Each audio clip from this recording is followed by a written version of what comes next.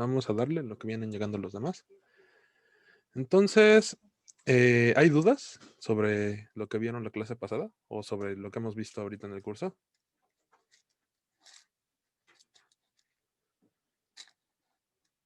¿Nadie? Todavía está muy claro todo. Espero que las dudas no surjan un día antes del examen. Ya saben que si acabamos el capítulo 2 hoy, el examen sería la semana que viene, tal vez máximo el lunes dentro de 10 días. La idea es que no avancemos tanto para que tengan los temas más o menos frescos. ¿Ok? Entonces, Oye, sí, disculpa, vamos a tener sesión para revisar dudas de la tarea.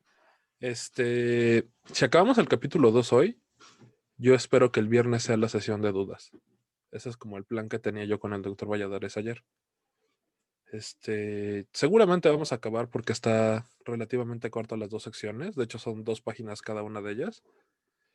Pero vamos a extendernos un poquito para más o menos explicar qué es lo que se hace. ¿Ok? 2, Ok. 6, 8, 10, 11. Ya nomás nos falta Marco y Jesús. Ok. Muy bien. Entonces, el viernes sería sesión de dudas. Espero. Me han estado haciendo preguntas por correo. Creo que Gerardo me hizo una pregunta y creo que Kevin me hizo otra. Entonces, y bueno, Marco me ha estado haciendo bastantes preguntas, que es el oyente de la clase. Eso suele ser la costumbre, que los que más les interesa son los oyentes. Por eso son oyentes, ¿no? No les va a valer nada. Solo están aquí para aprender. Ok. Entonces, si no hay dudas, empecemos con donde nos hemos quedado. Aquí tal vez tendría que hacer como un paréntesis. ¿Vieron los premios Nobel de ayer y de hoy? Fueron los de física y los de química, ¿no? ¿Sí los checaron? ¿O de Sí. plano aplicaron la de no me interesa? ¿Sí o no? ¿Nadie los checó? Sí, yo sí. A ver, bueno, a ver, Alejandro, cuéntanos de qué fue el día de hoy, el de química. Bueno, no sé exactamente. Bueno, se lo dieron a 2 mujeres Ajá. que trabajaron creo que es que no me acuerdo el tema, pero es así como, ahí se me fue el nombre. Ahí te lo tenía en la punta de la lengua. ¿Alguien le ayuda? ¿Los químicos? ¿No les interesan Algo los de premios Nobel? modificación genética, pero no Muy me bien, acuerdo Gerardo. exactamente. Ese es realmente lo que se hizo. Es una de las maneras en las que se modifica el ADN. No soy genetista, no soy biólogo. Tengo una sobrina que sí es bióloga, ahí de la facultad, y sus papás que también andan ahí metidos. Lo importante que dirían es que se lo dieron a 2 químicas, ¿no? Creo que es la primera vez que se lo dan a 2 mujeres en química. La segunda es la parte de la modificación genética, que ahorita es muy controversial porque no todos los físicos consideran adecuados la modificación genética, no todas las personas lo consideran. A mí personalmente me agrada mucho el tema. También tengo mis reservas sobre todas las modificaciones genéticas que se hacen. Por ejemplo, yo no estoy de acuerdo con los estudios que hace Monsanto, pero tampoco estoy en desacuerdo con que se haga la modificación genética. Los mexicanos somos muy duchos a hacer esa clase de cosas, ¿no? ¿Alguien ha visto un plátano antes de la modificación genética? Muy bien, Kevin, a ver, tú explícalo rápido, tú sí sabes. Pues los que yo llegué a ver eran chiquitos y no tenían mucho sabor. Si Estaban, los plátanos originales, primero sus semillas son gigantescas, todos han comido plátanos, ¿no? Es una pregunta adecuada porque en México es una fruta común, pero en muchas partes del mundo no es una fruta común. Entonces es importante tener claro qué es el plátano, ¿no? Entonces, es esta fruta alargadita con forma de media luna y amarilla, ¿no? Generalmente. Aunque aquí en México tenemos varias variantes, ¿no? Yo conozco el rojo, el morado, plátano macho. Pero total, la idea original es que antes de la modificación genética eran unas semillotas, ¿no? Y realmente prácticamente no había pulpa.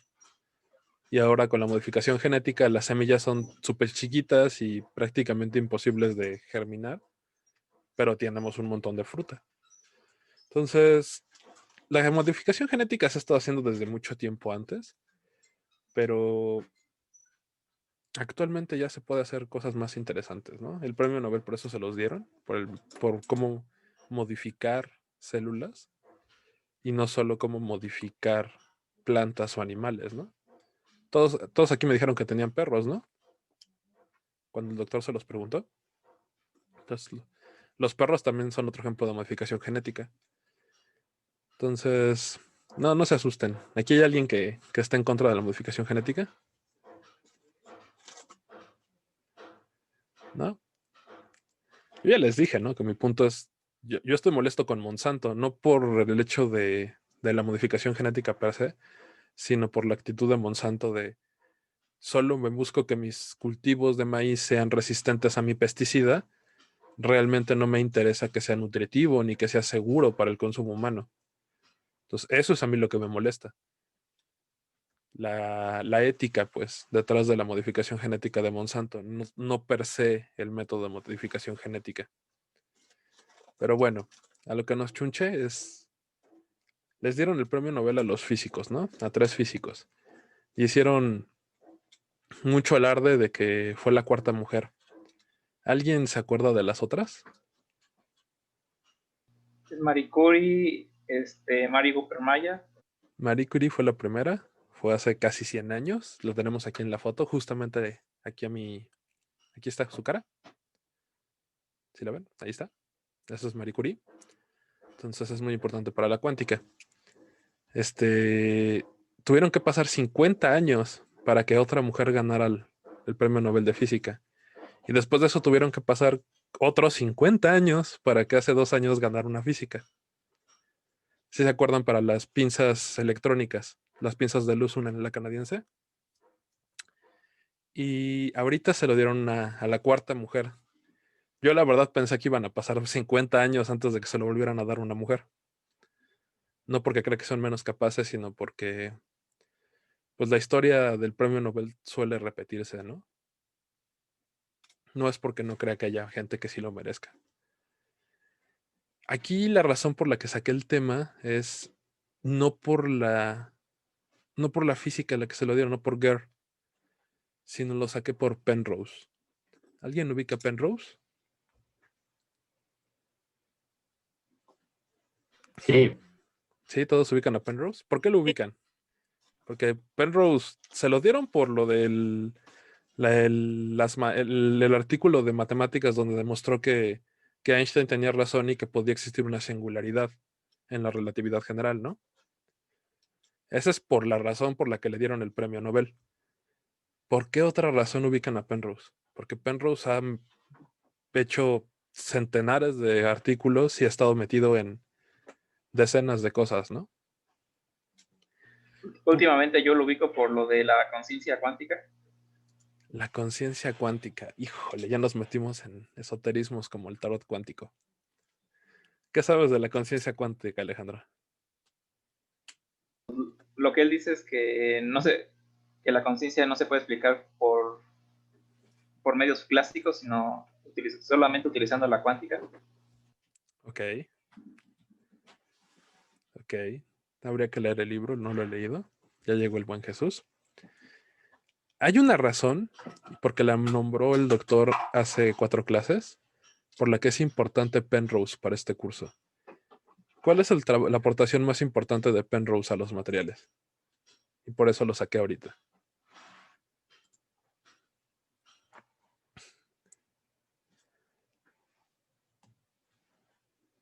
¿Nadie ubica por qué es importante Penrose? Vamos a tener que dar una clase. Ok, les cuento rápido para ya entrar directo al final del capítulo 2. En el capítulo 4, vamos a ver una cosa que se llama espacio recíproco, que hemos venido hablando de él.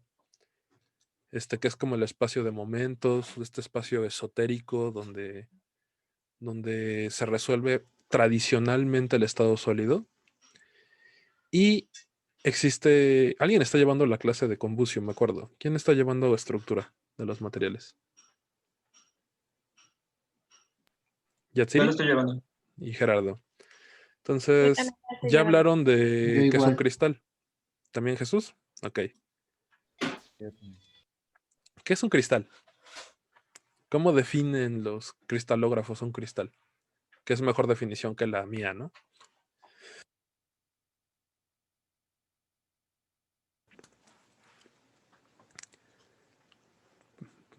¿Nadie? Arreglo de átomos periódico. Un arreglo periódico de átomos.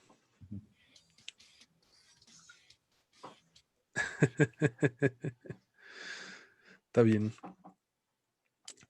Un arreglo periódico de átomos. Pero tienen un ordenamiento de corto y de largo alcance, ¿no? Esa definición me agrada, pero, por ejemplo, ¿un material amorfo tiene ordenamiento de algún tipo? No A es corto alcance periódico. nada más. Muy bien, Alejandro ya les spoiló la respuesta. Resulta que la mayoría de los materiales, aún gases y líquidos, tienen ordenamiento de corto alcance. Y la diferencia que se creía que existía entre un material amorfo y un material cristalino es que el material cristalino tiene ordenamiento de largo alcance. Hace 60 años, cuando Penrose empezó a hacer sus estudios, ya se tenía muy claro cómo eran los materiales cristalinos. Los materiales cristalinos siguen dos reglas. La primera de ellas es que tienen que tener simetría traslacional, explícitamente traslacional. Y la segunda es que tienen que tener un motivo, una celda base, la cual se va a ir repitiendo para llenar todo el espacio por medio de traslaciones. Esa es la definición de un cristal. Con el buen bucio en estructura de materiales, ustedes verán que existen 14 redes cristalinas en 3 dimensiones. Si no me recuerdo, son 7 en 2 dimensiones y hay 2 en una dimensión, ¿no? Y ahí se los pondrán en el examen y tendrán que aprenderse. Y dependiendo del motivo, esas 14 redes se pueden transformar en los 252 grupos puntuales, me parece que son. Ya no me acuerdo. Por lo menos me acuerdo de 240, porque son los cúbicos, los últimos. Entonces yo recuerdo que son 252. Pero ya les harán examen y tendrán que memorizárselos todos y suerte con eso. Eso será el primer examen de bucio. ¿Sí ya están viendo eso? ¿Sí ya ubican las simetrías y todo esto? Ok.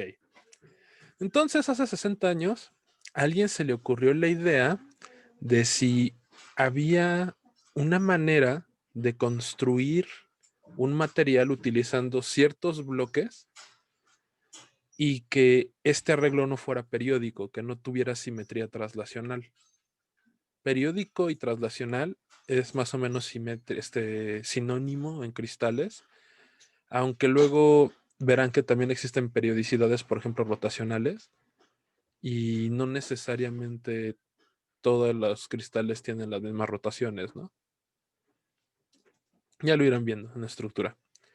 Entonces, llegaron un montón de gente y descubrieron un par de japoneses. En este momento no recuerdo los nombres, se los prometo después cuando lleguemos al capítulo 4 tener los nombres en la diapositiva. Descubrieron que con 20 celdas diferentes podías construir un material que llenara todo el espacio, pero que no tuviera simetría traslacional, que no fuera periódico. Y se empezó a hacer una carrera de qué tan rápido, qué tantas celdas podías tener diferentes para llenar el espacio y cuál era la menor cantidad de celdas necesarias. Hasta que llegó el buen Penrose en su primer artículo. Penrose es un matemático muy bueno de matemáticas aplicadas y él encontró que con 3 celdas diferentes se podía llenar todo el espacio teniendo una simetría local, un ordenamiento local y un ordenamiento de largo alcance, y que no fuera periódico. Y finalmente, un año después, publica ya el artículo por el que todos, incluyéndome, creíamos que le iban a dar el premio Nobel, que es que solo se necesitaban 2 celdas. Y con esas solo 2 celdas, podías llenar de manera completa todo el espacio, y de ahí surgieron, gracias, de ahí surgieron los cuasicristales. ¿Alguien ha escuchado hablar de eso? Entonces, durante 40 años, esta teoría de Penrose, un matemático loco que le gusta la física aplicada, las matemáticas aplicadas a la física explícitamente, era una teoría que para muchos solo existía en la mente de Penrose y de los creyentes de Penrose, ¿no? Hasta que en 1994 se produce el primer cuasicristal en un laboratorio. Y literalmente demostraron que Penrose tenía razón, que sí existía un cristal con pentágonos y con rombos, y que tenía simetría rotacional de orden 5, y por eso cuando lo metían en un XRD salían 5 líneas de puntitos en la difracción de rayos X. Entonces, todos creíamos que después de que se descubrió que era natural, que había cuasicristales en la naturaleza, le iban a dar el premio Nobel a Penrose. Hace 5 años se descubrió que en la naturaleza existían cuasicristales macroscópicos, granitos en el fondo del mar, que tenían simetría pentagonal, que eran cuasicristales naturales. Y con eso se demostraba que en la naturaleza también existían los materiales cuasicristalinos. Y de nueva cuenta muchos creímos que le iban a dar el premio Nobel. De hecho, hasta el doctor empezó a incluir los patrones de Moure y un poquito de cuasicristales en los 2 cursos. Entonces vamos ahí a hablar un poquito más detallado y vamos a ver difractogramas, vamos a ver patrones de Moure. Y de nuevo cuenta creímos que le iban a dar el premio Nobel. Entonces para mí fue una sorpresa el día de ayer levantarme y ver que Penrose había ganado el premio Nobel. Y luego fue una sorpresa más grande ver que la ganó por otra cosa, ¿no? Entonces, eso solo les habla de la genialidad que realmente tenía Penrose. Por ejemplo, cuando ustedes hablan de Albert Einstein, todos piensan en relatividad. Y cuando le dices a la gente que no ganó premio Nobel por la relatividad, sino que lo ganó por efecto fotoeléctrico, por la fundamentación de la mecánica cuántica, creo que la gente se sorprende, ¿no? Pero eso solo habla de lo geniales que eran estas mentes, que no solo eran buenas en un área, sino que eran buenas en varias áreas, a niveles realmente de frontera, ¿no? Entonces, por eso quería hablar rápido del premio Nobel, para ver si alguien conocía de Penrose y de los cuasicristales. Entonces, ¿nadie va a hacer cuasicristales? ¿Nadie, nadie, nadie?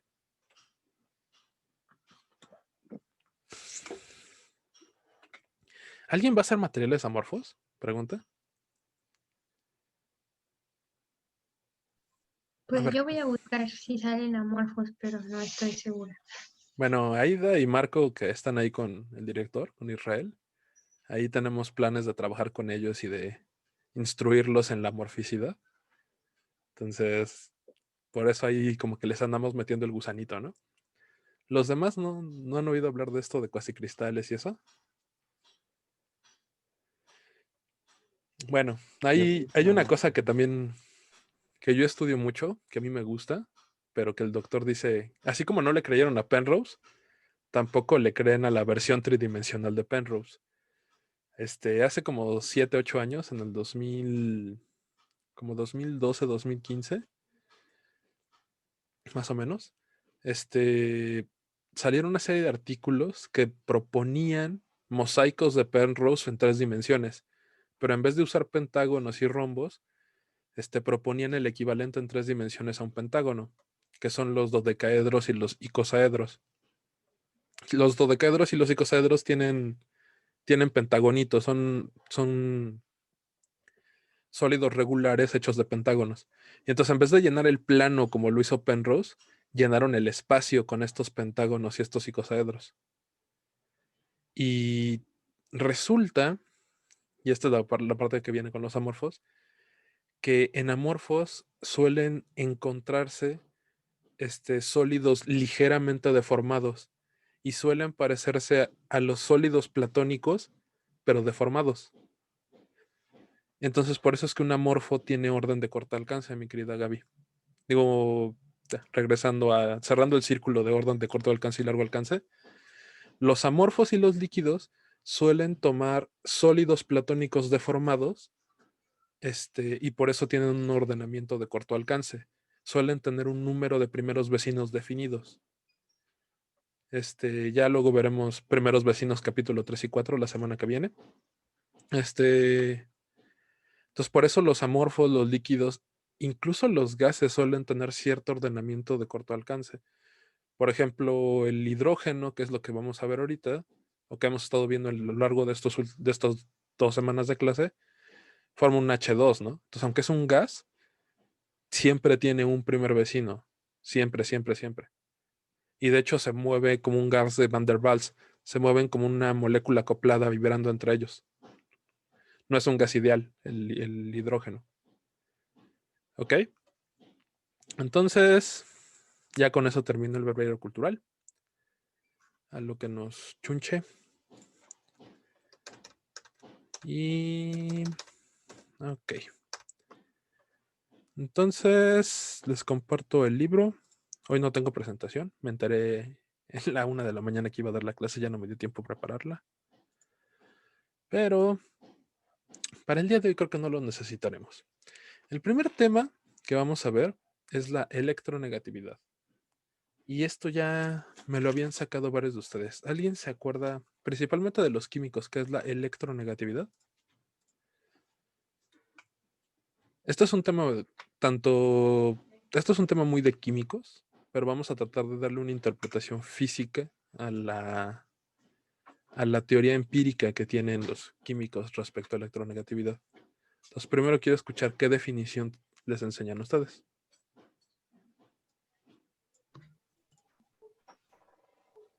Pues es la capacidad que tiene un átomo de atraer electrones a sí mismo. Ok. ¿Nada más así lo defines, mi querida Aida? Bueno, átomos, en electrones de átomos vecinos.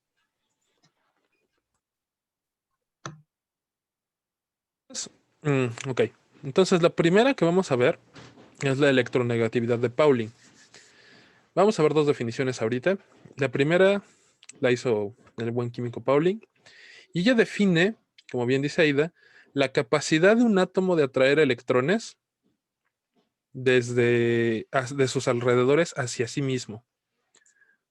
Que es exactamente esto. Quería seleccionarlo.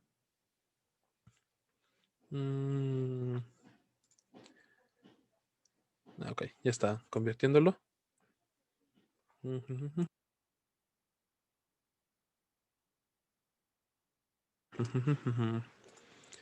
Entonces, Pauli defiende la electronegatividad como la capacidad de un átomo, the power of an atom, to attract electrons.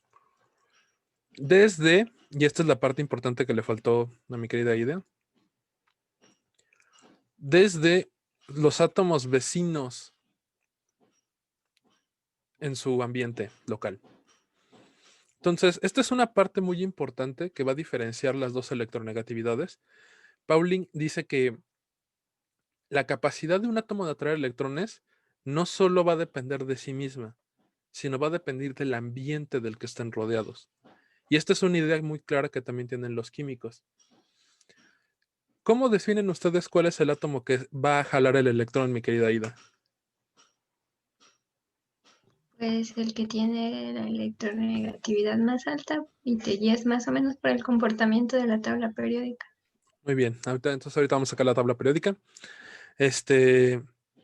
Entonces, depende de los átomos que están rodeados. No solo depende de la electronegatividad del átomo en el que estamos, sino depende de todos los que están a su alrededor.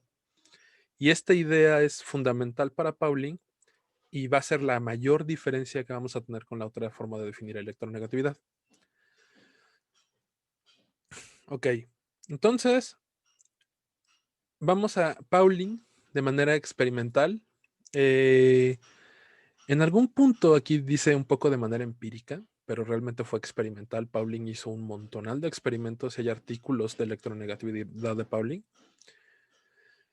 Empezó a medir, literalmente agarraba dos sustancias y las ponía en contacto químico, hacía reacciones y veía cuál de las dos se llevaba el electrón. Y entonces, después de hacer literalmente cientos de experimentos con diferentes sustancias, él establece una tabla de electronegatividades para cada una de ellos. Y un mismo átomo tenía diferentes electronegatividades dependiendo de con qué átomo estuviera interactuando. Y hasta la fecha eso es algo que siguen teniendo en cuenta los químicos, ¿no, mi querida Aida? Sí, bueno, no soy tan química, pero sí. Ah, ¿no eres química? Soy metalurgista. ¿Cómo? Me está contestando la ingeniera metalúrgica. ¿Y qué pasó con los químicos? ¿Quiénes son los químicos? ¿El buen Gerardo? ¿Yatsiri? ¿Y quién más? Gustavo y Guillermo son físicos, ¿no? Igual que Gabriela. Jesús es aeronáutico. Aeroespacial, ¿verdad? No aeronáutico. Perdón. Sí, ya te quité unos kilómetros de altura. Discúlpame, Jesús. No hay problema. No hay problema. Kevin, eres de nanotecnología, ¿no? Y Gaby, Guillermo, Gustavo y Alejandro son físicos, ¿no? Entonces Gerardo y Yatsiri son los químicos. Ingenieros, ¿verdad? Bueno. Sí, Sí, desde el punto de vista de los físicos, el ingeniero químico y el químico son iguales. Y en una de esas hasta el químico farmacobiológico. Entonces, ya sé, ya sé. Ya sé que para ustedes es insulto. la verdad no. No, pues miren, al final de cuentas todos aquí van a salir siendo ingenieros, ¿no? Ingenieros en materiales o científicos en materiales. Entonces, ya la idea, el propósito del posgrado era como homologar a todos los químicos y físicos, que salieran siendo científicos en materiales y que se les quitara el químico y el físico. Por lo menos para mí ese era el espíritu del posgrado. No sé si todos los tutores lo vean así, no sé si todos los coordinadores lo ven así. Pero por lo menos así era cuando yo llegué, hace unos 10 años, ¿no? Entonces tenemos a Pauling, que es un experimental, un químico experimental, se pone a hacer un montón de experimentos, literalmente cientos, y entonces crea una tabla, que vamos a ver aquí más adelante, crea una tabla con los valores de electronegatividad, ¿no? Entonces, aquí si ustedes miran nada más este cachito que pone Sutton, de entrada, el hidrógeno es raro, ¿no? Porque tiene todos los del grupo 1A, tienen más o menos 0.8, 0.9 de electronegatividad, excepto el hidrógeno. El hidrógeno tiene 2.2. Y eso es bastante, bastante alto. De hecho, es más alto que casi toda la tabla periódica. Dejen ver si hice mi tareita y bajé mi tabla periódica. Sí, aquí está. Entonces, déjenlo abro rápido Déjenlo abro rápido en el PDF para que todos la puedan ver. Y aquí está. ¿La están viendo? Bueno. Sí, sí, la estoy viendo. Ok. Entonces, aquí es donde el doctor Valladares utilizaba su vasto bolsillo para ser amable con ustedes. Y cada año nosotros compramos tablas periódicas, oficiales de estas que valen como 50 pesos cada una. Y les regalaba a todos los alumnos del curso una tabla periódica en esta clase. Por obvias razones, pues no estamos físicamente presentes y no se las vamos a poder regalar. Pero ya ahí el semestre que venga, cuando pase la pandemia y estemos vacunados, ahí nos van a visitar para que les regalemos una. Entonces, rápidamente, esta de aquí a mí me gustaba porque está considerablemente más actualizada que las que venden en las librerías y en los puestitos ahí de la Facultad de Química. Pero, como podemos ver, más o menos aquí están las electronegatividades, ¿no? Entonces, tenemos que el hidrógeno tiene 2.2, el litio 0.98, 0.93, 0.82. Y si nos vamos hacia la derecha, en general, cuando ustedes se mueven en la tabla periódica, de izquierda a derecha, la electronegatividad va a ir aumentando. 0.98, 1.57. 0.93, 1.31. ¿Sí lo están viendo? Y ya si nos vamos del otro lado, pues tenemos 2.04, 2.55, 3.04, 3.44, 3.98. ¿Y qué le pasa a la última tabla? Al último grupo, al 8A. ¿Alguien se avienta a decir por qué viene un signo menos? ¿Por qué viene un guión?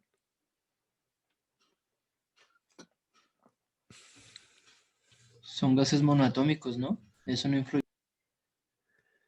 Esta de aquí es la columna del grupo 8A. Son todos los gases nobles, ¿no? Que así se les suele decir. ¿Qué otro nombre le suelen dar los químicos? ¿Nadie se avienta? ¿Nadie se avienta? Vamos, yo sé que ustedes les hacen aprenderse las 55,000 definiciones de cada grupo.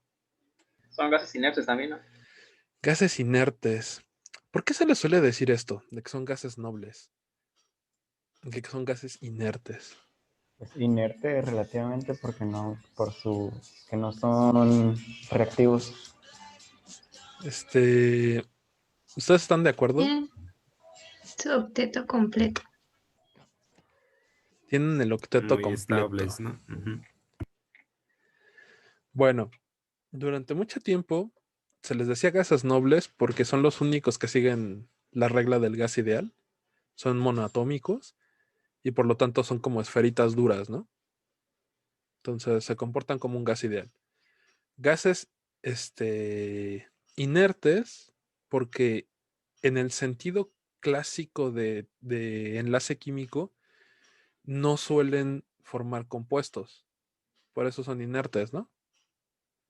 Y por lo mismo, como no suelen formar compuestos, suelen utilizarse mucho en los experimentos para rellenar tubos de vacío, rellenar cosas donde no queremos que haya reacción con el medio ambiente.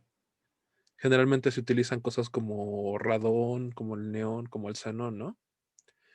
Los físicos lo utilizan mucho, por ejemplo, para los viejos bulbos de transistores, precisamente para que no se quemen los transistores, porque van a estar trabajando a altas corrientes y altas temperaturas, se rellenan los bulbos de estos gases. Como tal, no recuerdo ningún compuesto que haga enlace covalente o enlace iónico. No sé si alguno de ustedes me pueda dar algún ejemplo.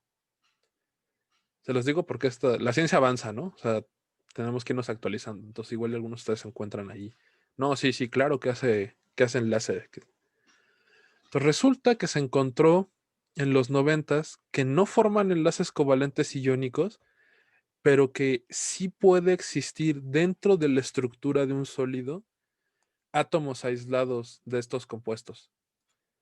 Entonces, muchos dicen que son enlaces de Van der Waals, muchos dicen que son enlaces de tipo muy débil, de estos que luego denominan enlaces físicos. Por ejemplo, resulta que en el paladio, que es el que yo más conozco que está aquí, es un metal de transición,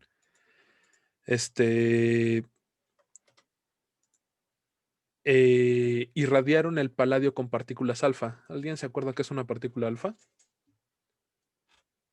Núcleo de helio 4. Muy bien, un núcleo de helio 4. Entonces, irradian, literalmente le dan cañonazos a la estructura y deforman la red cristalina del paladio y encuentran que la temperatura de superconductividad sube de 9 nanokelvin a alrededor de 8 kelvins. Y lo reportan en un física C, si no me recuerdo, de superconductivity. Y hay una gran discusión de si el helio está haciendo un enlace o no con el paladio. Claramente está afectando, ¿no? O sea, si tú ves una discrepancia de 5 órdenes de magnitud en una propiedad, claramente hay un cambio en la estructura, ¿no? Hubo un cambio en las propiedades del paladio.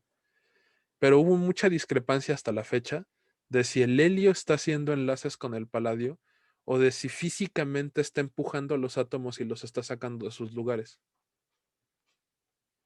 Entonces, por ejemplo, en sólidos, ese que les estoy dando es un ejemplo, el helio puede formar parte de un material, puede formar parte de una estructura.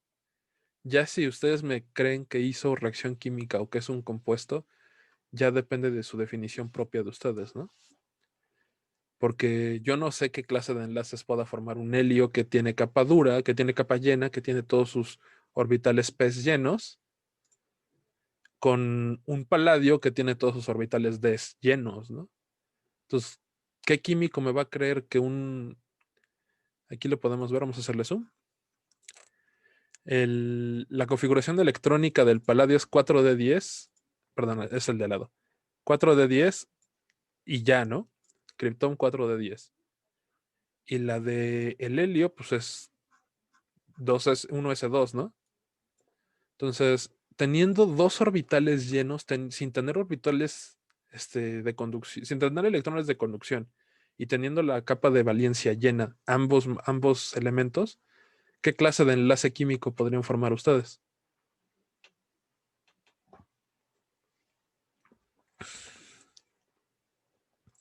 Vamos, vamos. Tiene que haber interacción. ¿No? Pues por lo menos en cuanto a lo que se llama enlace covalente y enlace iónico, no debería haber enlaces, ¿no? Pero, pues en lo que acabamos de ver ahorita en el curso, y si ustedes me creen que los materiales para estar unidos tienen que formar un enlace, pues de alguna manera están interactuando esos paladios con esos helios, ¿no? De alguna manera se quedaron ahí atrapados. ¿Por qué no se salen y se van? ¿Por qué se quedan en la estructura?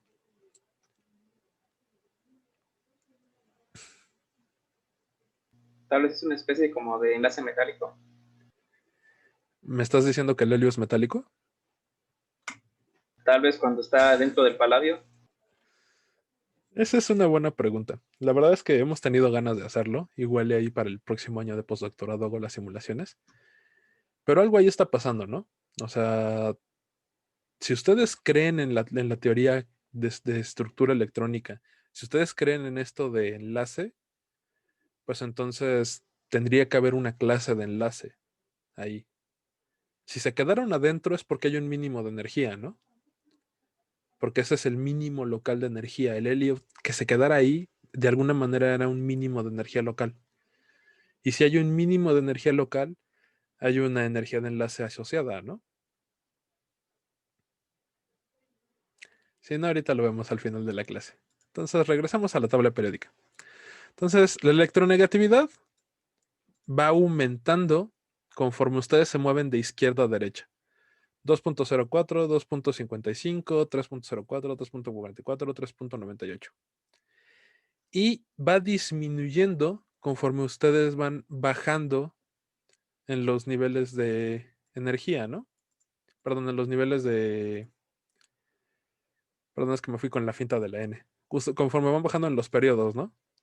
Entonces, 3.98, 3.16, 2.96, 2.66, 2.2, ¿no? ¿Sí o no? ¿Sí ven como este comportamiento de crece de izquierda a derecha y disminuye de arriba hacia abajo? ¿Sí lo ven? ¿No lo ven? Que es exactamente lo que nos indica Sutton en la tabla 2.1. Tenemos 0.98, 1.57, 2.04, 2.55, 3.04, 3.41, 3.98, que son exactamente, bueno, no exactamente, ¿no? Aquí hubo un 3.44 que fue diferente. Son exactamente los mismos de la tabla periódica que acabo de leer. Si se dan cuenta, estas propiedades están también también estructuradas y también medidas, que aunque esta es una tabla periódica del 94 y la que les acabo de mostrar es del 2017, las cantidades son prácticamente las mismas. Es muy raro que ya la tabla periódica cambie de propiedades. Entonces, ¿queda hasta aquí claro qué es la electronegatividad de Pauling? Sí, ¿no? ¿Quién sabe? Entonces, rápida recapitulación. Pauling hizo un montón de experimentos. Se encuentra con que dependiendo de qué átomo esté midiendo y con qué átomos está a su alrededor, es qué tan fuerte, qué tan grande es la probabilidad de que atraiga el átomo.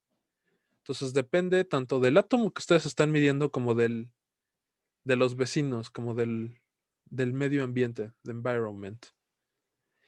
Hace cientos de experimentos, lo publica en varios artículos, hace una tabla y eso esencialmente es lo que ustedes ven reportado en la tabla periódica. ¿Ok? Pero luego alguien llegó, otro químico, y dijo que pues esta es una tabla de cierta manera arbitraria con unas cantidades que arbitrariamente puso Pauling. Pauling arbitrariamente agarró y dijo la electronegatividad del hidrógeno es 2.2. Y así como pudo haber puesto 2.2, pudo haber dicho es 1. ¿Por qué? Pues porque así somos los científicos, ¿no? ¿Cuál es la densidad del agua? ¿Alguien se acuerda? Es 1, ¿no? Entonces, ¿por qué? Porque alguien arbitrariamente agarró y dijo, vamos a medir la escala, vamos a poner la escala de densidades en algo que podamos medir constantemente y pusieron el agua. ¿A cuántos grados centígrados, mi querido Kevin? ¿Temperatura ambiente? No, no es a temperatura ambiente. ¿Alguien se acuerda? Bueno, ¿cuánto es la temperatura ambiente? Eso sí tienen que sabérsela. 27 grados. 27 grados. ¿Qué arbitrario número escogiste? ¿Por qué escogiste 27 grados, mi querido Alejandro? Ahorita no hace 27 grados aquí en mi casa. Estoy en Xochimilco. Están los canales de Xochimilco y está haciendo un montonal de frío. Estamos como a 12. ¿Por qué escogiste 27? Pues es como la temperatura más agradable. Entre 17 y 20, ¿no? Ok. Pero 27 suele ser un número que utilizamos los físicos, Gaby. ¿Te acuerdas por qué?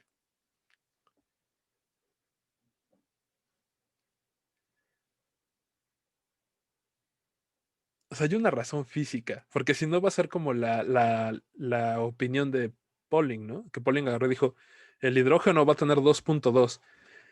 A ver, aquí tengo la tabla periódica. ¿Alguien en la tabla periódica tiene 1 de electronegatividad? ¿Alguien se acuerda? Hay 0.98, hay 0.99, pero no me acuerdo que nadie tenga 1. ¿Alguien lo ve? Digo, el mercurio tiene 2, pero nadie tiene 1, ¿sí? ¿Alguien ve un 1? Entonces, ¿no se les hace extraño que ninguno de los elementos tenga 1 de electronegatividad? El calcio sí tiene 1, ¿no? ¿El calcio?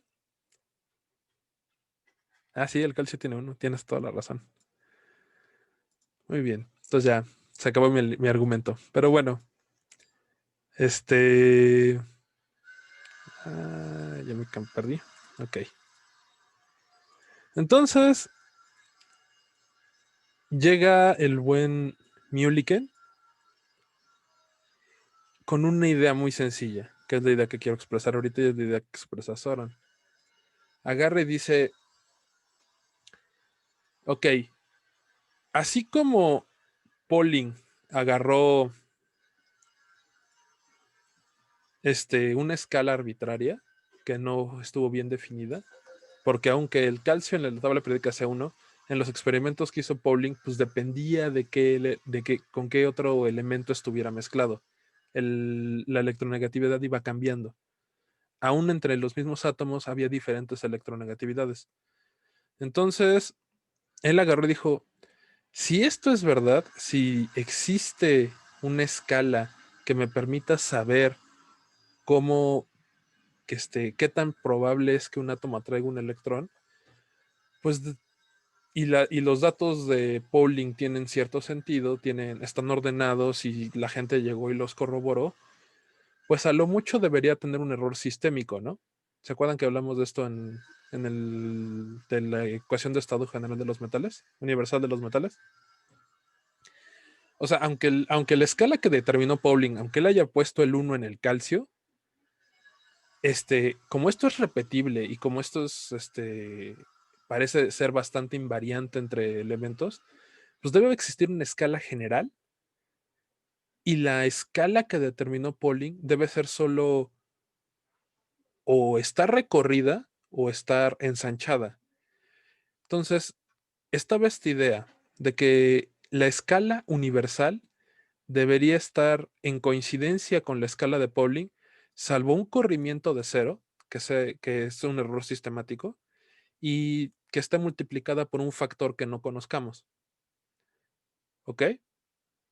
Entonces llega Pauling y dice, vamos a hacer esto de manera electrónica. Perdón, llega Mulliken y dice, vamos a definir, ¿por qué razón atraería un electrón un átomo?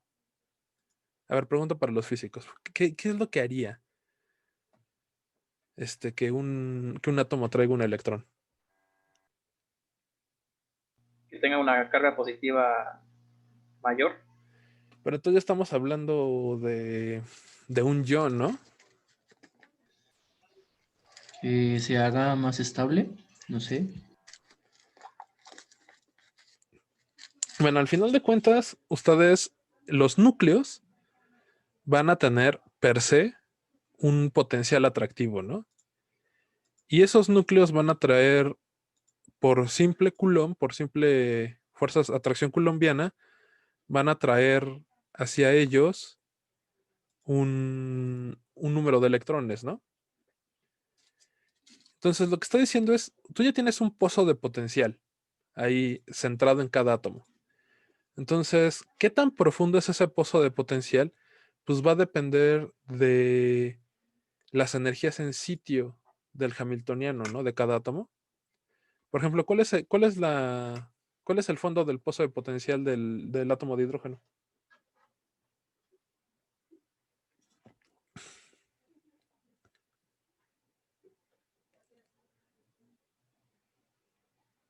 A ver.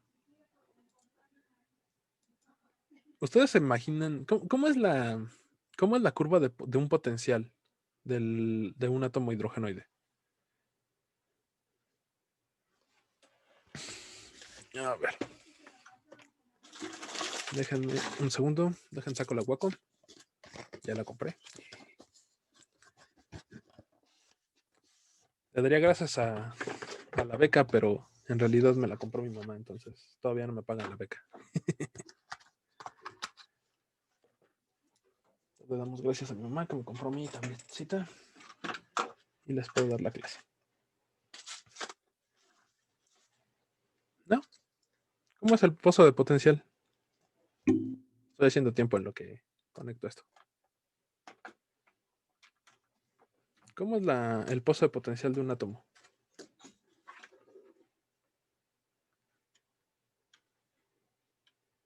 Vamos, vamos. No se avienten. ¿No? Todos los físicos ya deberían dominar esto. ¿Sí ven el pizarrón blanco? Sí, Entonces, a ver.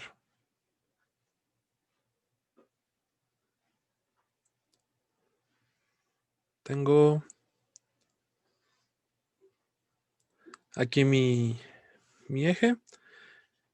¿Cómo va a ser el potencial de un átomo hidrogenoide? B y R.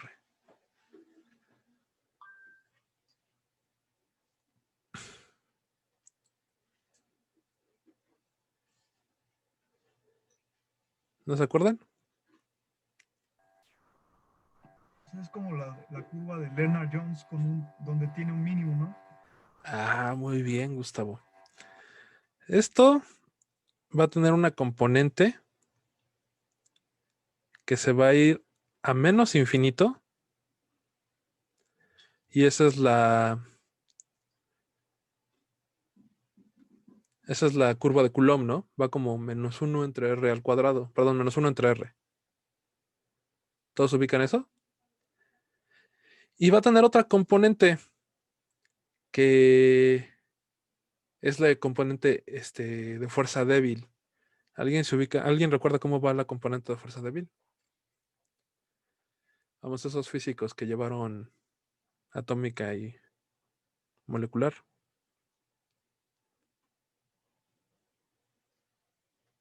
¿No?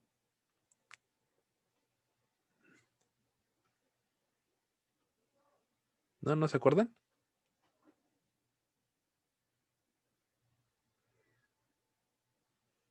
Vamos, Gaby, yo sé que estás haciendo memoria. ¿Alguien se acuerda de la fuerza electrodébil? O bueno, vámonos a Lennard-Jones. ¿Cómo es Lennard-Jones, mi querido Gustavo?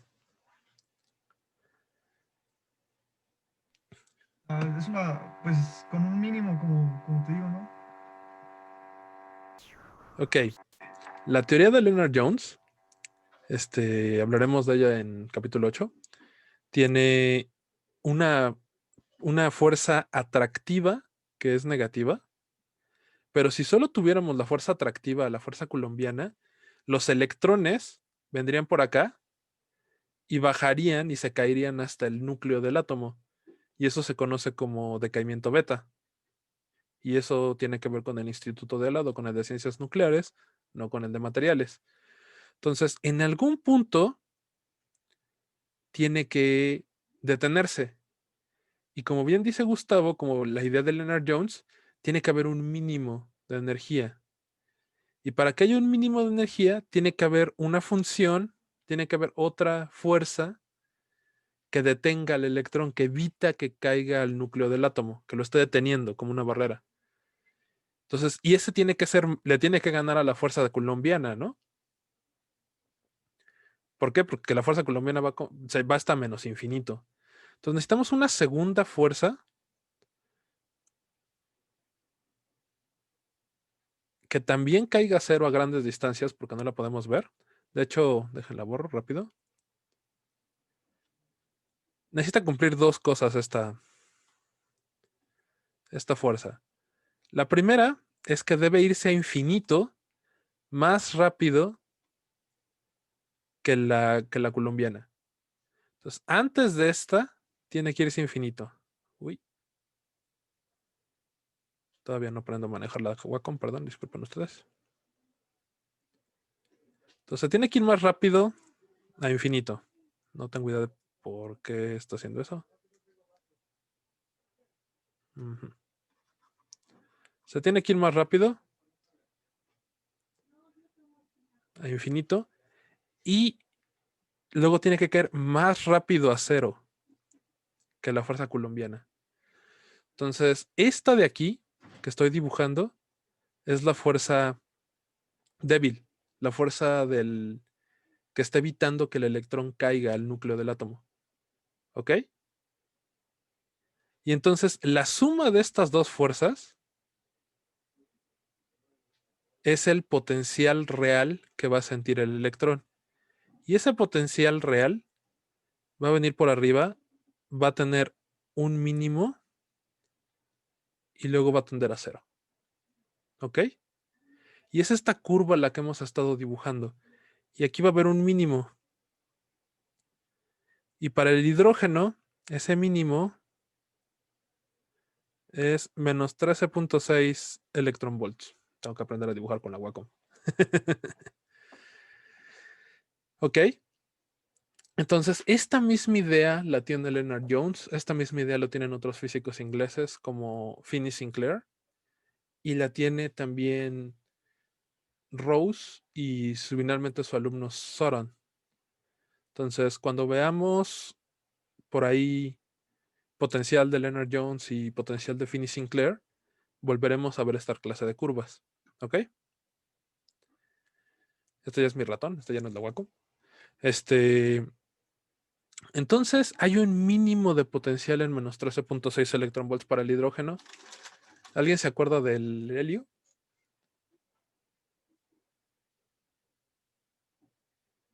Chan, chan, chan, chan. Vámonos a la tabla periódica. A ver.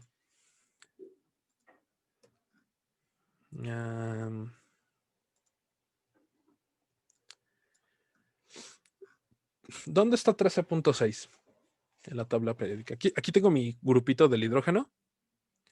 ¿Dónde está 13.6?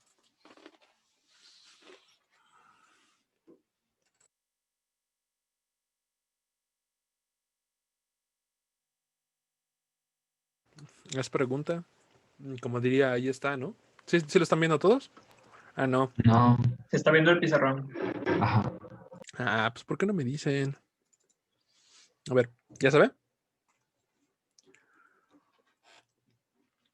Ok.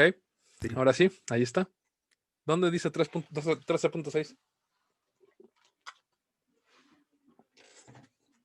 Es importante para la sección, por eso lo estoy preguntando.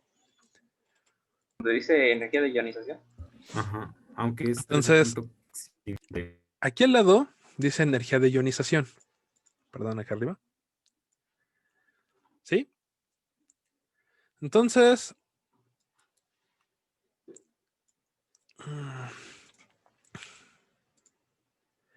¿cuál es la del helio? 24.6, ¿no? Regresemos rápido al pizarrón. ¿Por qué el mínimo de energía, menos 13.6, es negativo y en la tabla periódica la energía de ionización es positiva? ¿Cuál es la diferencia entre esas dos cantidades? ¿En que uno es para arrancar el electrón y el otro es para amarrarlo? Muy bien. Uno es para arrancar el electrón y el otro es para amarrarlo. Muy bien. ¿Cuál es para arrancarlo y cuál es para amarrarlo?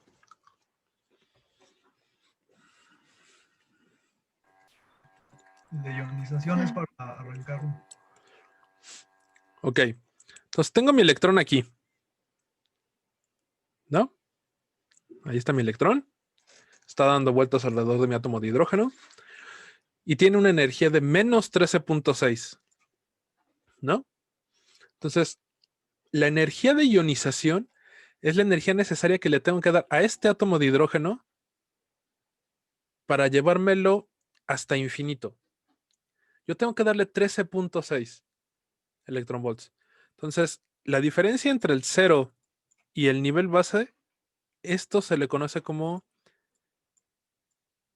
energía de ionización o potencial de ionización.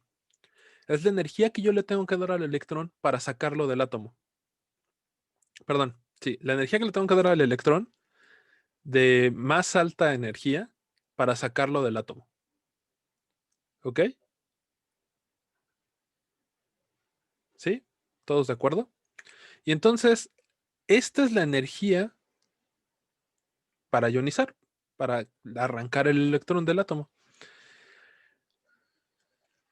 Hay otra cantidad que es muy similar y es la afinidad electrónica. ¿Alguien ubica qué es la afinidad electrónica?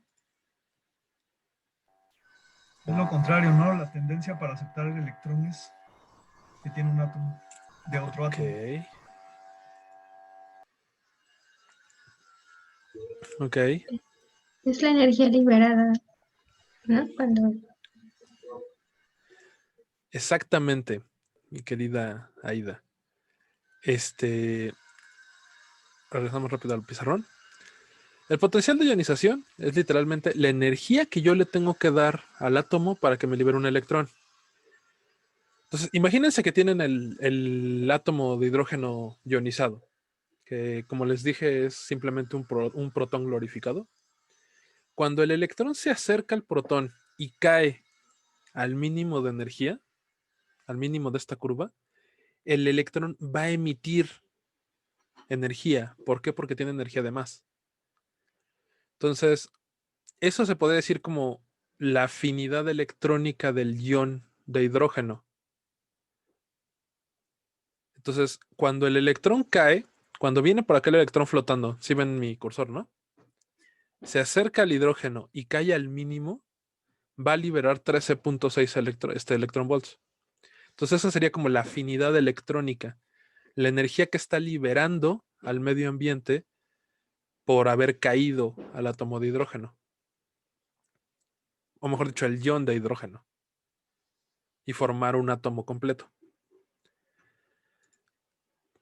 ¿Sí les queda claro a todos? Digo, me queda claro que Aida lo sabe, pero ¿los demás?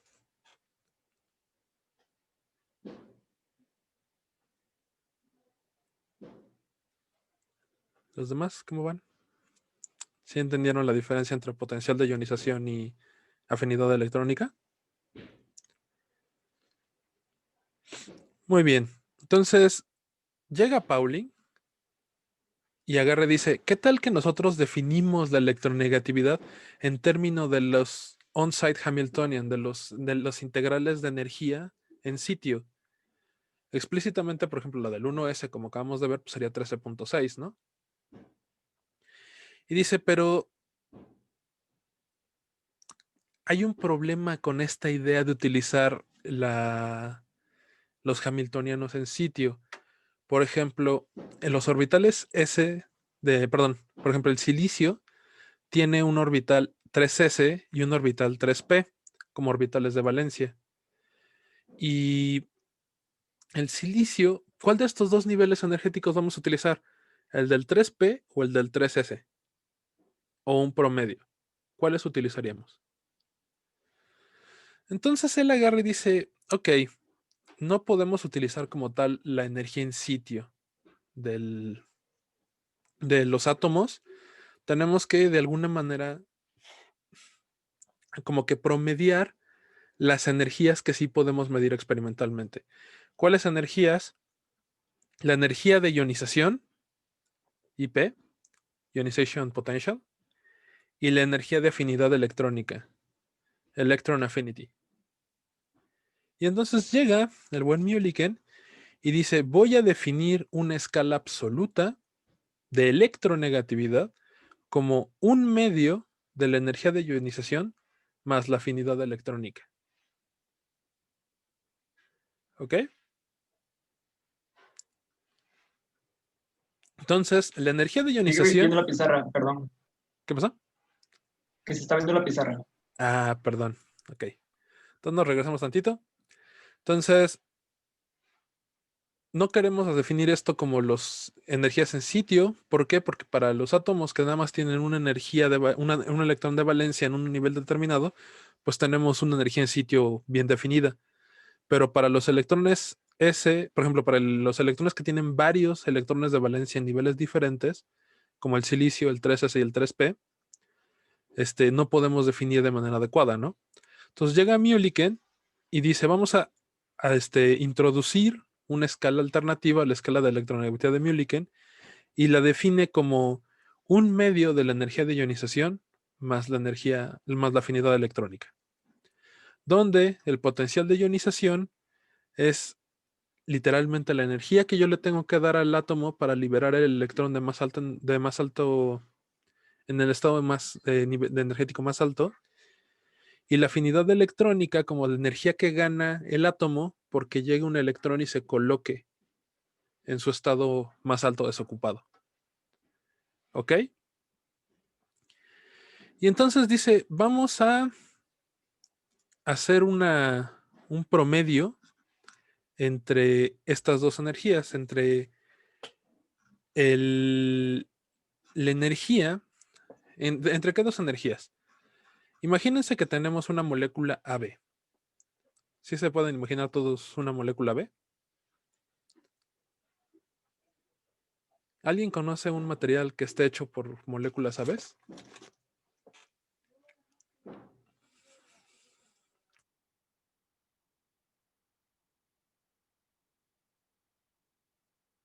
Vamos. ¿Alguien que se acuerde de molécula B? ¿Qué quiere decir molécula B? que voy a tener un átomo del tipo A y un átomo del tipo B. Pueden ser iguales, pero en este caso me gustaría que fueran diferentes. ¿Alguien se acuerda de un material que esté compuesto por 2 átomos y que sean solo 2 átomos las moléculas? Nitruro de boro. Nitruro de boro. Ok, aunque agarraste uno un poco difícil. Vamos a agarrar una de aquí de la tabla periódica. ¿Qué les parece? Vamos a agarrar el HF. ¿Qué es HF? La molécula HF. Aquí está H, acá está F. Yoduro de flúor. Fluoruro Sí. de hidrógeno. ¿Cuál de El los dos es? ácido. Ácido fluorhídrico, ¿no? Muy bien, mi querida Aida. Entonces, el ácido fluorhídrico está formado por 12 átomos con una electronegatividad grande, ¿no? 2.2 es más de la mitad de la tabla periódica. El hidrógeno tiene una electronegatividad grande, ¿no? Y el flúor es el que más electronegatividad tiene, ¿no, mi querida Aida? Sí. Entonces, a pesar de que el hidrógeno tiene una electronegatividad fuerte, bastante alta, el flúor es el que tiene la más alta. Entonces, ¿qué es lo que esperarían ustedes? Lo que ustedes esperarían es que fuera el flúor el que se llevara el electrón, ¿no?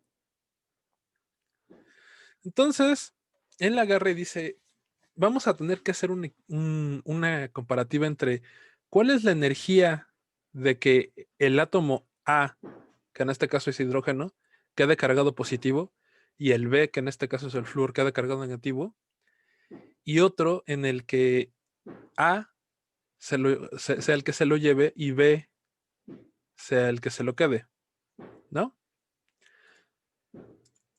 Entonces, como les acabo de decir, esta diferencia es bastante grande para el flúor, y entonces lo que nos formaría es un enlace iónico.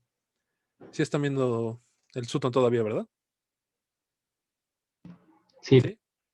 Entonces, normalmente el ácido fluorhídrico, el flúor se llevaría el electrón y quedaría cargado como A más y como H más, y el flúor se quedaría como F menos. Pero aquí lo que queremos es ver un enlace covalente. Entonces, para que exista un enlace covalente, ¿cómo tienen que ser las electronegatividades?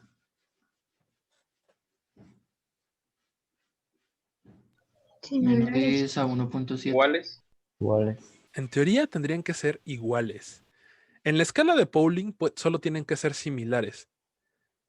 ¿Por qué? Porque estamos haciendo una escala de cierta manera empírica, ¿no? De cierta manera experimental. Pero con Mulliken, lo que Mulliken llega y dice es, mi escala ya no es empírica, ya depende de 2 energías bien definidas, que es la energía de ionización y la afinidad electrónica, ¿no? Que son 2 cantidades medibles que solo dependen de ese átomo. Entonces, lo que llega a Mulliken y dice es, para que exista un enlace 100% covalente, la diferencia entre la energía de ionización del átomo A y la afinidad electrónica del átomo B tiene que ser aproximadamente la misma que la afinidad electrónica del átomo A más la energía de ionización del átomo B. ¿Ok? Si no, nos bajamos un poquito. Lo que les estoy diciendo es, la energía de ionización del átomo A es la energía que le tengo que dar al átomo A para arrancar su electrón y que quede cargado positivo. Es decir, el A más, ¿no? Menos la energía que me va a dar el electrón del átomo B, me va a dar el átomo B por quedarse el electrón. ¿Sí están viendo?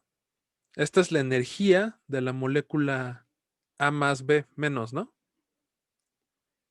¿Sí o no, jóvenes? Y eso tiene que ser aproximadamente igual a la energía de ionización del átomo B, es decir, que quede B menos, menos la energía que va a ganar el átomo A por quedarse el electrón, que va a ser A menos, ¿no? Entonces vamos a tener al final de cuentas simplemente esta... Ay, qué horrible quedó. Vamos a tener simplemente esta ecuación de aquí, ¿no?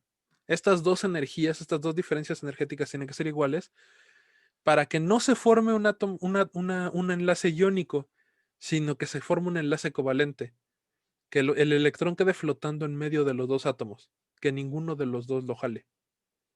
¿Ok? Y bueno, el factor 1/2, pues 1/2 de un lado y 1/2 del otro, pues, se va, ¿no? Entonces, Mulliken con esta idea llega a que estas dos cantidades tienen que ser iguales para formar un enlace covalente. Y que si estas cantidades no son iguales, entonces lo que se va a formar es un enlace iónico. ¿Ok? Y entonces por eso es que él agarra y dice, yo puedo definir mi electronegatividad como un medio de la suma de estas dos cantidades. ¿Ok? Esta es la idea que tiene Mulliken. Y finalmente agarra y dice, pero si Pauling tiene razón, que yo creo que tiene razón porque hizo cientos de experimentos y sus cientos de experimentos se corroboraron, yo debo transformar de mi escala absoluta a la escala de Mulliken. Y él mismo propone que la escala de electronegatividad de Pauling es la electronegatividad de Mulliken menos un corrimiento de 0.615 y un factor de escala de 0.336. Y con esos dos se puede escalar ambas electronegatividades. Pero, y aquí viene de nueva cuenta la gran diferencia, como bien dijo Aida, era la capacidad de cada átomo de atraer electrones de su ambiente. Y como Pauling encuentra en sus experimentos, esta electronegatividad dependía del medio ambiente. Pero cuando Pauling lo define de esta manera, de un medio del potencial de ionización más la afinidad electrónica, en ningún momento estamos metiendo aquí al átomo B, ni al átomo C, ni al átomo D. La electronegatividad de Mulliken es una escala que solo depende de cada átomo individual. Y esa electronegatividad no va a depender si está rodeado de hidrógenos, rodeado de oxígenos, rodeado de calcios, no depende de eso. Esta es una escala general, universal. Y esa es la gran diferencia entre ambas escalas, que la escala de Mulliken es una escala definida solo por propiedades atómicas, mientras que la escala original de Pauling, que es la que viene en la tabla periódica, depende del medio ambiente. ¿Ok? ¿Dudas hasta aquí? Ok. Entonces llegamos a la última sección del libro. Perdón, a la última sección del capítulo del libro. Aquí vamos a introducir dos cantidades que van a estar saliendo constantemente a lo largo del curso y que en este momento me importa más que entiendan qué es lo que representan que la cantidad que va a venir aquí calculada. Entonces, una de ellas es la energía de enlace y la otra de ellas es el orden de enlace. Entonces, regresemos rápidamente a la clase de lunes con el doctor Valladares. ¿Y se acuerdan del hamiltoniano de la molécula heteronuclear? Sí se acuerdan de esta matricita, ¿no? Entonces, esta es la ecuación de Schrödinger para la molécula B. El hamiltoniano, tengo dos tipos de átomos, los tipos A y los tipos B. En la diagonal vamos a tener las energías en sitio, HAA y HBB. Y fuera de la diagonal vamos a tener las integrales de salto. ¿Alguien se atreve a decirme qué es una integral de salto? La beta, ¿no? Ah, muy bien, Joel. ¿Qué significa la integral de salto?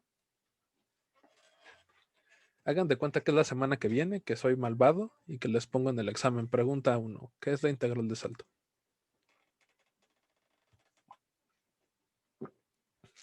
Es la que representa la probabilidad de que un electrón pase del átomo A al átomo B, ¿no?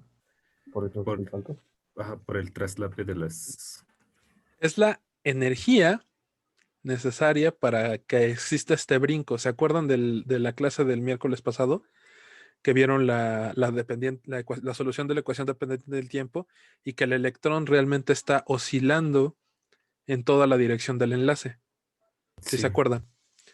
Entonces, esto lo que nos dice es la energía necesaria precisamente de que vaya del átomo A, oscile y llegue al átomo B y luego de regreso, ¿no? Entonces es como la energía de que está brincando entre los dos átomos. Por eso es energía de salto. ¿Sí? ¿Ya todos listos para contestarme en el examen que es la integral de traslape? Perdón, la integral de salto. La integral de salto es la de energía. La integral de traslape es los orbitales atómicos. ¿Qué tanto se enciman las colitas de las funciones de onda? ¿Sí? ¿Sí se acuerdan? Ok. Y bueno, en la clase pasada, pues casi calcularon, porque el buen Sutton lo deja de tarea, calcularon CA y CB, ¿no? Entonces agarra y dice, voy a tener dos eigenestados, uno de bonding, uno de enlace y uno de antienlace. Y esos dos estados van a estar determinados por los coeficientes CA de bonding, CB de bonding y CA de antibonding y CB de antibonding. Y la ecuación de Schrödinger entonces reduce esta simple multiplicación de matrices. ¿Están de acuerdo? Y entonces él agarra y dice, vamos a meter esta multiplicación porque quiero encontrar cuánto vale EB, la energía de enlace. Si ustedes tienen el eigenvector, pues simplemente multiplican la matriz por el eigenvector y les da el eigenvalor, ¿no? Agarran el vector propio, lo multiplican por la matriz y les da el valor propio. ¿Sí se acuerdan? Y bueno, pues esto se hace con la regla del caratazo, ¿no?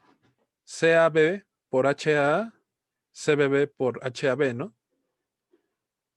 Y luego les va a quedar, la otra es HBA por CAB, HBB por CBB, ¿no?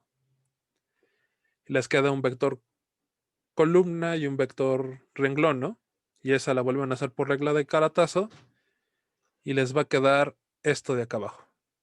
La ecuación 2.57. ¿Están de acuerdo? ¿Sí o no?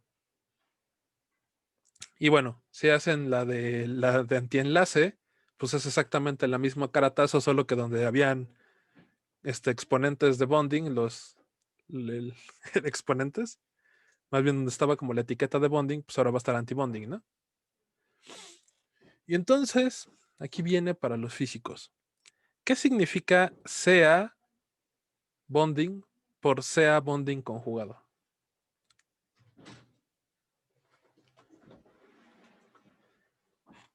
¿Qué significa eso?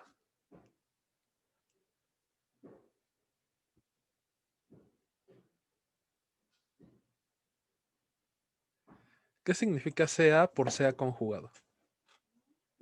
Olvídense ahorita si es bonding o antibonding. ¿Qué significa CA por CA conjugado? La norma de CA al cuadrado. Ok, la norma de CA al cuadrado. Muy bien, Gustavo. ¿Y cuál es la interpretación física de la norma de CA al cuadrado? La probabilidad. Muy bien. Esa es la interpretación de Copenhague. Y no puedo irme en contra de la interpretación de Copenhague teniendo de fondo esta imagen, ¿no? Fue en esta convención donde se estableció la interpretación de Copenhague. Entonces, ¿qué significa la probabilidad? ¿Cuál probabilidad, Alejandro? De que el electrón A esté en estado de bonding. Ajá. Ok. En el estado de bonding, CA al cuadrado bonding es en el estado de bonding, ¿qué tanta parte del electrón está en el átomo A? Eso es lo que significa CA cuadrado bonding.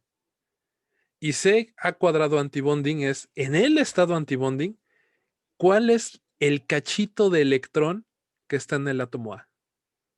Eso es lo que significa esto de aquí. Solo esto y solo esto. Eso significa C cuadrado. La probabilidad de que el electrón esté en el átomo A. Multiplicado por la energía del átomo A, ¿no? Y multiplicada por la energía del átomo A. Entonces, todo este término es la energía del átomo A multiplicado por la probabilidad de que el electrón esté en el átomo A. A ver, ustedes díganme en el estado de bonding. ¿Esto qué significa entonces?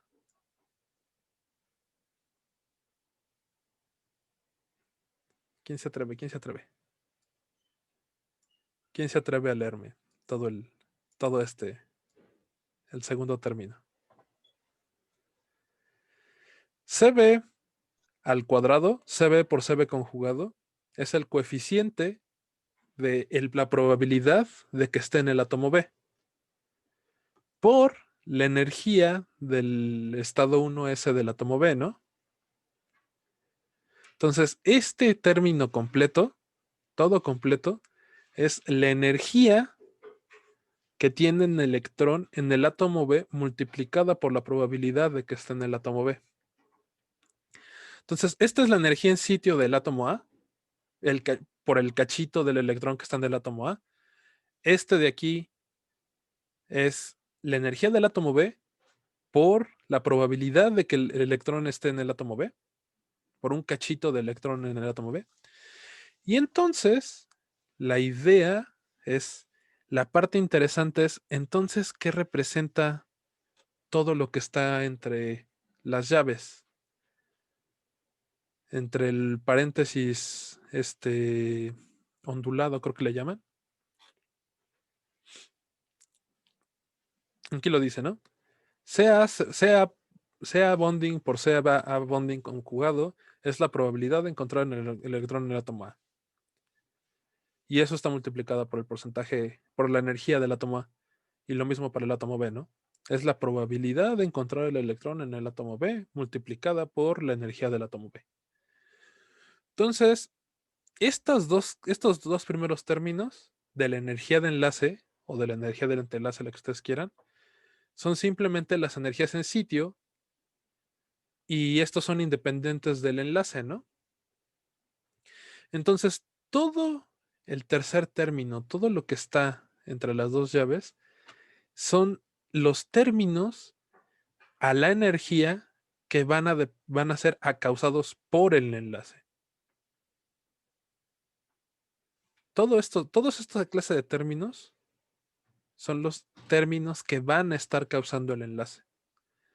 Pero esta clase de términos dependen de dos cosas. Dependen de que sea por CB sea distinto de 0 y de que HBA sea distinto de 0. Si ustedes no tienen traslape, no van a tener enlace. Si ustedes no tienen energía de salto, ustedes no van a tener energía de enlace. Y acaba de llegar el doctor Valladares. Ahí salúdenlo. ¿Sí nos ve, doctor?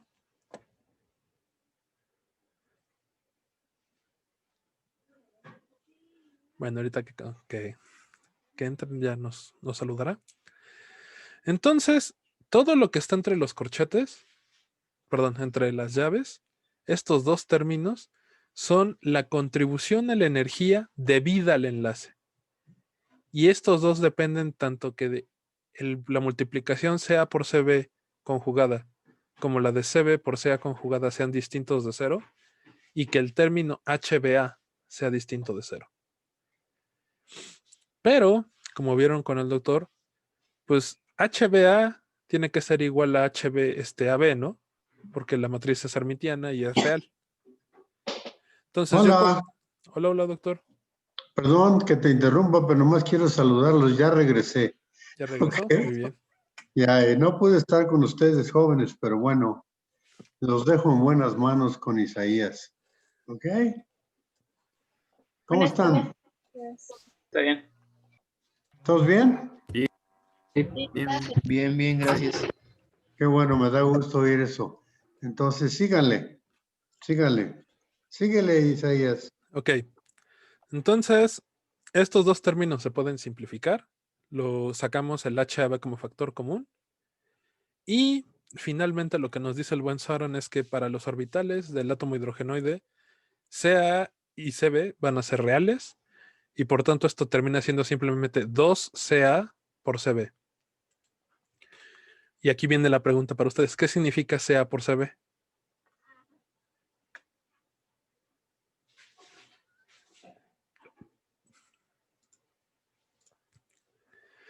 Pues como habían visto en las clases anteriores y como ya les había venido explicando, el término Ca por Cb aquí le dice término de interferencia, pero como vimos en la semana pasada en la ecuación 2.35, ese no es otra cosa más que la integral de traslape, ¿no?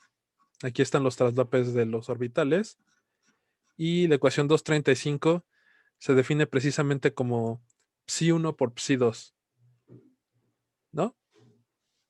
Entonces ese término Ca por Cb va a terminar siendo la integral de traslape.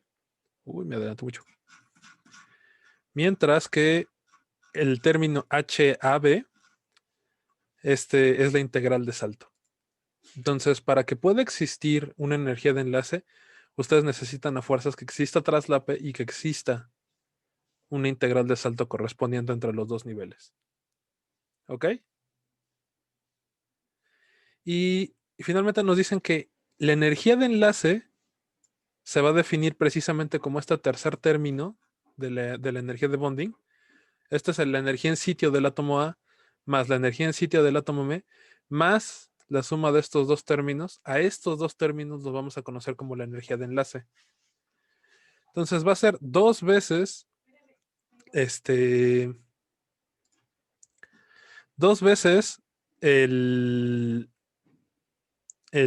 orden de enlace multiplicado por la integral de salto. ¿Ok? Entonces, la integral de salto es HAB, es beta, como bien dijo Joel. Y entonces, la energía de enlace simplemente va a ser 2 beta por el traslape entre los orbitales. Y aquí podemos ver un triangulito de cómo va incrementándose el orden de enlace en la molécula AB, explícitamente en la molécula H2. Si ustedes tienen 0 electrones, ¿cuál creen ustedes que va a ser el orden de enlace? 0. 0. 0, ¿no? Si no hay electrones, pues no hay enlace. Entonces, cuando tengo un electrón, aquí tenemos, el número de electrones va creciendo. Cuando tenemos un electrón, vamos a tener un orden de enlace de un medio. ¿Por qué? ¿Cómo era el coeficiente Ca y cómo era el coeficiente Cb? En la molécula de hidrógeno. Lo vio el doctor y lo terminé de ver yo y Marco lo resolvió. ¿Se acuerdan? ¿Cuánto valía Ca y cuánto valía Cb?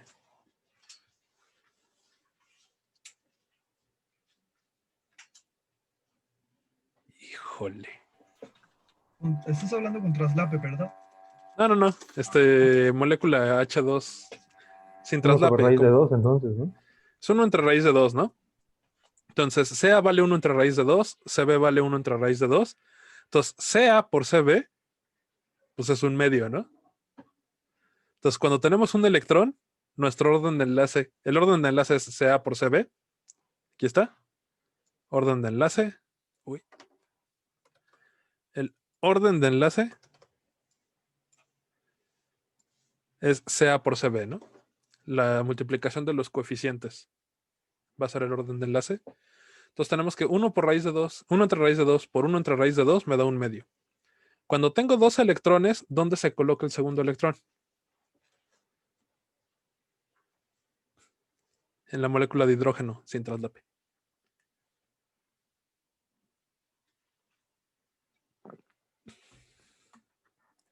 Cuando ustedes tienen un electrón, ¿en cuál nivel se va a colocar? El 1 es. No, Joel, no me quedó Joel. A ver. En la molécula H2 teníamos dos niveles. Uno de los niveles es el nivel de bonding y el otro es el del nivel de antibonding, ¿no? Uno de ellos tiene energía alfa menos beta y el otro tiene alfa más beta. ¿Sí se acuerdan? Y por principio de mínima acción, el electrón se coloca en el nivel energético más bajo. Vamos llenando de los niveles energéticos más bajos hasta el más alto, ¿no? Entonces, primero se va a llenar el de nivel de energía más bajo. ¿Cuál es el de nivel de energía más bajo? El de bonding. El de bonding. ¿Cuánto vale, mi querido Alejandro? Los acabo de decir. Hay dos opciones.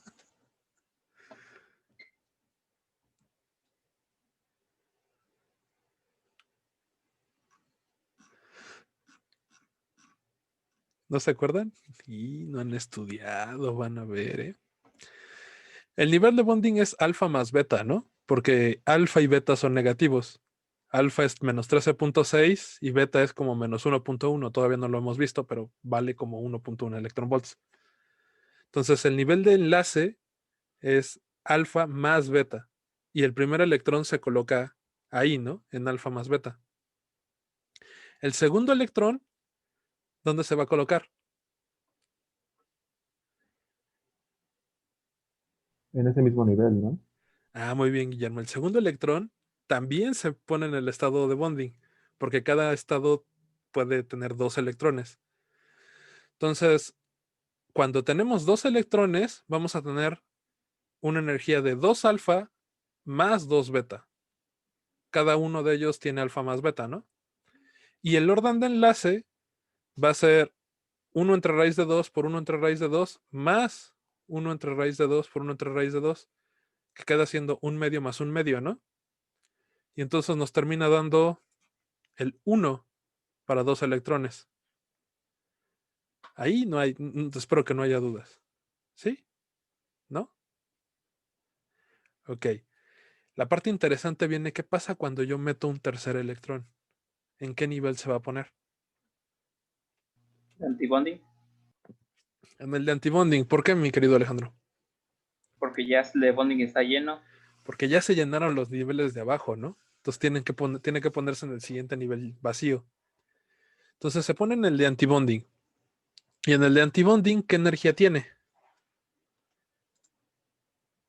Alfa menos beta. Alfa menos beta. Vamos a poner rápido el pizarrón. Y vamos a vaciarlo. Entonces, para un electrón, para hacer electrones, tenemos número de electrones. Vamos a ponerle energía. Energía de enlace. Y vamos a ponerle orden de enlace. Déjenme lo bajo un poquito porque me está estorbando esto.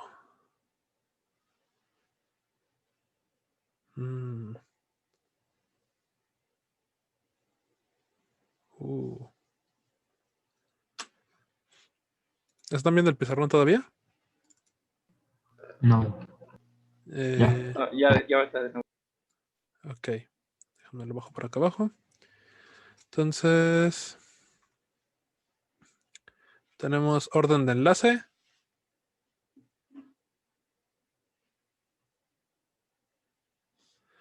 Entonces, cuando tengo 0 electrones, ¿cuál es la energía de enlace? 0, ¿no? 0. ¿Y cuál es el orden de enlace? Pues también 0, ¿no?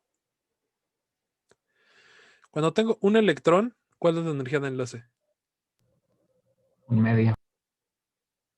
No. La energía de enlace, mi querido Kevin. Alfa más beta. Tenemos que es alfa más beta. Y el orden de enlace, como bien dijo mi querido Kevin, es un medio, ¿no?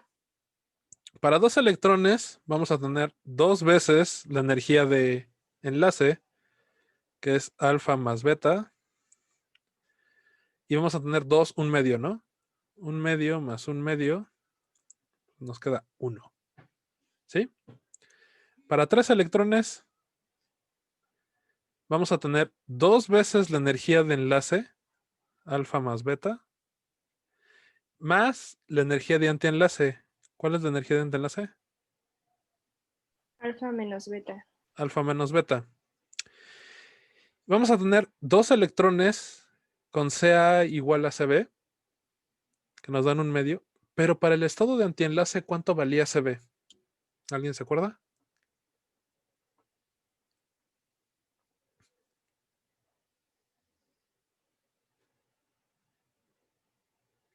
La buena Gaby sí está tomando apuntes, eso es buena señal.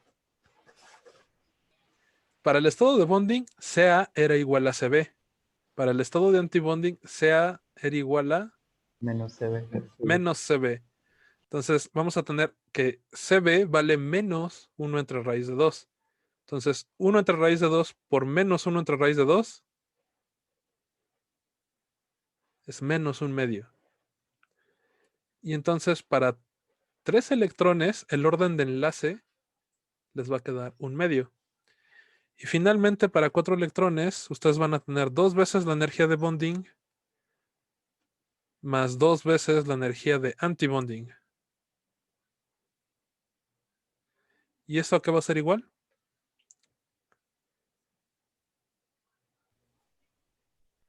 Pues a 4 alfa, ¿no?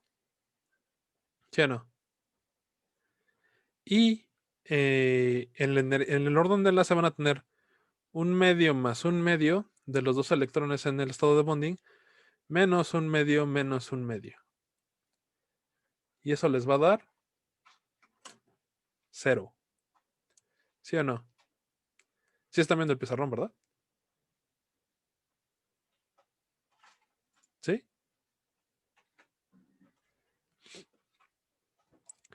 Entonces, lo que nos termina diciendo el buen Soron es que cuando ustedes tienen todas las capas de bonding y de antibonding llenos, el orden de enlace va a ser 0. Y la energía del sistema va a ser igual a la energía de los 4 átomos, perdón, de los 2 átomos aislados. Simplemente va a ser la energía de los estados en sitio. Eso quiere decir que cuando el número de electrones está completamente ocupado, ya no vamos a tener enlace. Y eso es exactamente... no me estás subrayando. Esto es exactamente lo que esperaríamos, ¿no? Si cada hidrógeno tiene 2 electrones, pues ya no puede formar el enlace con el hidrógeno de al lado. Ya estarían simplemente aislados. ¿Ok? ¿Sí? ¿No? ¿Quién sabe? Porque si ya no hay preguntas, con eso terminaríamos el capítulo 2. Y ahí les dejamos el título del capítulo 3 para la semana que viene.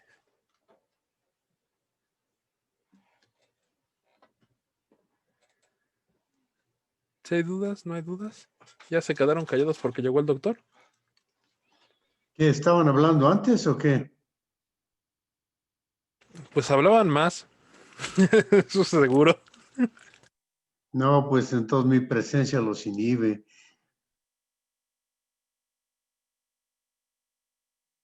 No, nadie ¿Están- tiene dudas. ¿Están entendiendo o no? Eso es importante.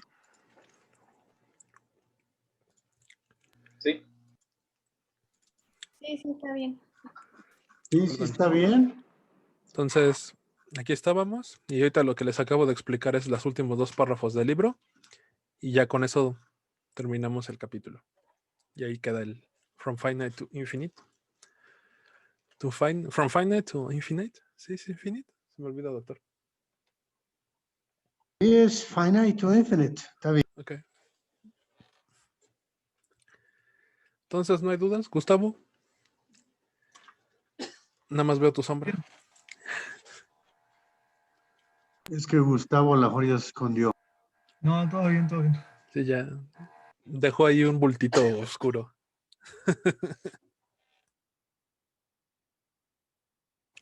¿Seguros que sí están entendiendo? Este es como el ejemplo más sencillo. Entonces aquí como que tienen que ir aprendiendo los conceptos y más o menos la idea general de cómo resolver el problema, porque rápidamente se va a poner más difícil. No los espantes, mi querido Isaías. No, pues ya espantamos a 2, se dieron de baja 2. Nos hace falta una niña, ¿no se acuerda? ¿De veras quién se dio de baja? Se dio de baja, no me acuerdo cómo se llama, creo que era Mayra, que se ponía May de nombre, y se dio de baja un niño, pero no me acuerdo el nombre de él. No, pero eso fue hace tiempo, ¿no? Hace una semana y media. Ujú. Sí, pero estos ya son los aguantadores, ¿ok? Sí, ahorita ya no se pueden arrepentir, ¿o sí? Pues creo que ya no se pueden dar de baja, ¿o sí? Qué tragedia, ¿no? Oye, Jesús, ¿ya hablaste con David? No, no tengo el correo todavía. Pero te lo mandé por WhatsApp, ¿no? Sí, o además ahí viene lo común. Voy a checar. Bueno, Ahí viene David está en el grupo de WhatsApp, entonces pícale ya su nombre en integrantes y mándale un mensajito. Ah, ok, le voy a mandar, sí, le voy a mandar un mensaje. Si no, pues también cuando les mando un correo, también viene ahí el correo de David. Claro, en esto que mandaste para la sesión de hoy, ahí venía David. Entonces, el viernes nos reunimos para ver si ya tienen dudas, a ver si ya hicieron la tarea.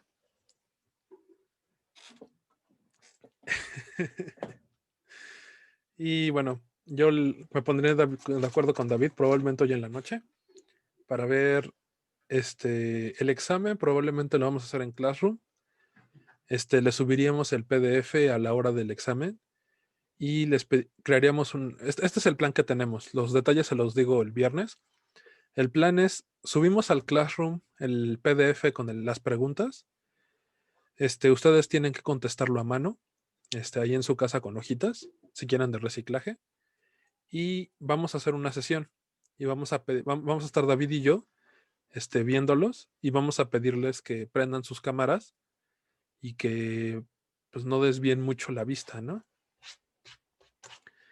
Realmente no estoy seguro de cómo lo vamos a hacer porque David tiene más experiencia que yo, pero me dijo que como que podemos hacer que no tenga nada más en la pantalla más que la sesión de Zoom y pues que no anden viendo cosas ahí demás, ¿no? Ya Creo les que David es experto en eso, ¿no? Sí, a mí la verdad, si en clase, si en vivo se me cuesta luego trabajo que no copien, Pero no se los digas. Dije que me cuesta trabajo luego, no que no me dé cuenta. Ya hemos tenido casos. Eso sí, el examen va a ser individual y pues solemos poner penalizaciones a los que no hagan las cosas de manera legal, ¿no? Si no, pues ya, si no tienen dudas, pues el viernes me las cuentan y ya con eso acabaría la clase del día de hoy. ¿No hay Y dudas? el viernes, ¿qué vas a hacer? ¿Vas a ver dudas de estos dos capítulos? Pues sí, sería duda de capítulo 1 y 2 y de la tarea. Ok, muy bien. Así no tendrán pretexto. ¿Verdad, niños?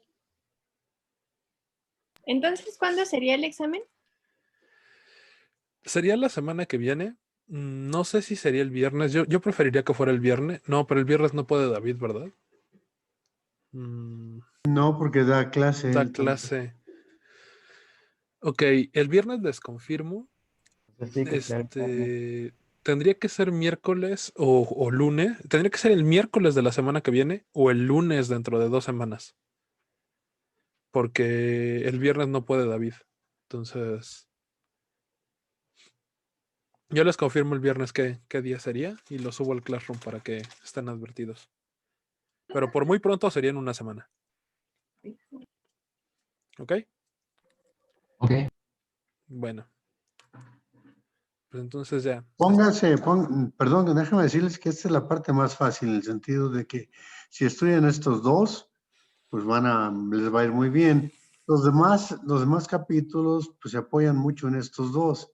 Y si no se acuerdan de estos dos capítulos, pues van a tener dificultades para responderlos.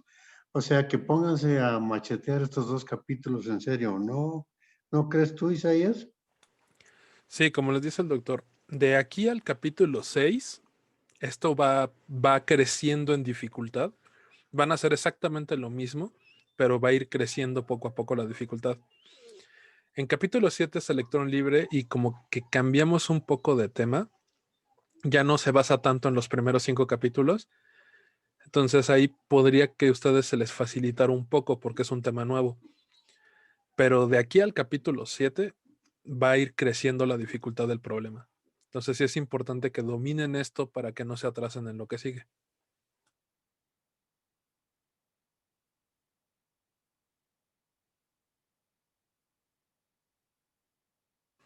Muy Pero bien, no, jóvenes. ¿Pero qué?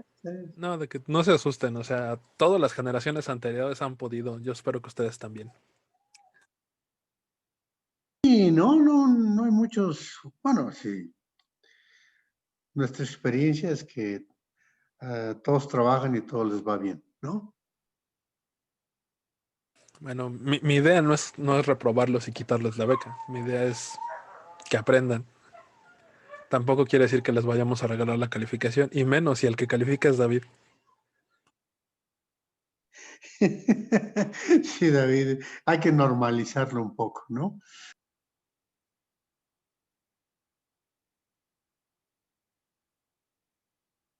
Bueno, pues entonces, si no hay dudas, ya